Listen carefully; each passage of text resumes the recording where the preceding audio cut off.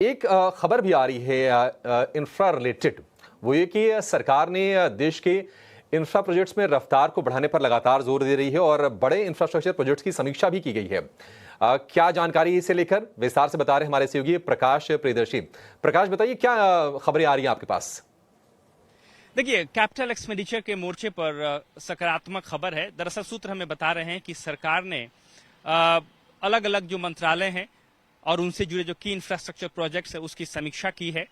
करीब करीब 1700 से ज्यादा ऐसे इंपॉर्टेंट इंफ्रास्ट्रक्चर प्रोजेक्ट्स हैं जिनकी लागत प्रति प्रोजेक्ट अगर आप करें 150 करोड़ रुपए से ज्यादा है, उसकी समीक्षा की गई है, जिसमें railways, road transport, highways, telecom ministry, power, coal and housing ministry से जुड़े हुए जो इंफ्रास्ट्रक्चर प्रोजेक्ट्स हैं उनकी समीक्षा की गई है। सभी मिनिस्ट्रीज को इस बात के निर्देश दिए गए हैं कि जो कैपिटल एक्सपेंडिचर है उसमें बढ़ोतरी करने की जरूरत है ताकि जो टारगेट है FY25 का उसको अचीव किया जाए। लेकिन सबसे इंपॉर्टेंट डेवलपमेंट इसमें यह है कि जनवरी 2025 तक यानी कि चालू वित्त वर्ष के दौरान अभी तक जो कैपेक्स टारगेट है वो 75% तक पहुंच गया है। मतलब ये कि जो रिवाइज एस्टीमेट है 10.18 लाख करोड़ का FY25 के लिए उसके मुकाबले जो कैपेक्स टारगेट है वो 75% तक पहुंच गया। तो ये काफी सकारात्मक डेवलपमेंट है। इसके अलावा मिनिस्ट्री से इस बात को निर्देश दिए गए हैं मिनिस्ट्रीज को कि वो स्पेंडिंग में बढ़ोतरी करें और 100% टारगेट को अचीव करें। जैसा कि आपको पता है कि लोकसभा चुनावों की वजह से चालू वित्त वर्ष के दौरान जो कैपिटल एक्सपेंडिचर की गति है वो थोड़ी धीमी रही, खासकर 2-3 महीने चुनावों की वजह से जो प्रोजेक्ट्स है वो एग्जीक्यूट नहीं हो पाए।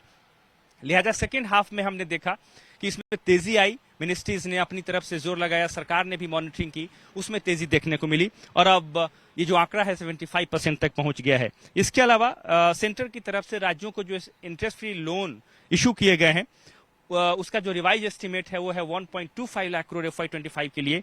उसके मुकाबले देखें तो अभी तक 1.15 लाख करोड़ रुपए रिलीज कर दिए गए हैं इंटरेस्ट फ्री लोन के रूप में। तो जाहिर तौर पे ये काफी पॉजिटिव डेवलपमेंट है। अगर आप कैपिटल एक्सपेंडिचर टारगेट के मोर्चे कैपिटल एक्सपेंडिचर के मोर्चे पर अगर आप देखें, और उम्मीद ये की जा रही है कि FY25 के लिए जो रिवाइज्ड एस्टीमेट है कैपेक्स का उसको सरकार अचीव कर लेगी।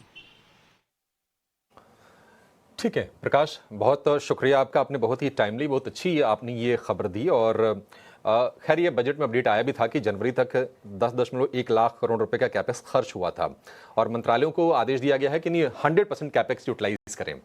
ये एक इशू था, चूंकि इलेक्शन ईयर था, इसके चलते ही इस पर असर भी आया था कैपेक्स यूटिलाइजेशन को लेकर।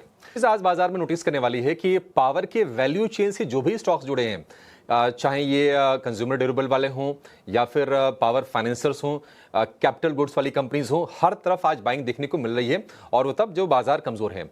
वजह यह है कि देखिए ये काफी ज्यादा बीटन डाउन ये सारे के सारे काउंटर्स हैं और अपने इस साल में अगर देखेंगे तो 20-20, 25-25% तो इस साल ही टूट गए और अपने हाई से करीब करीब 30-35% नीचे आकर ये शेयर कारोबार करें।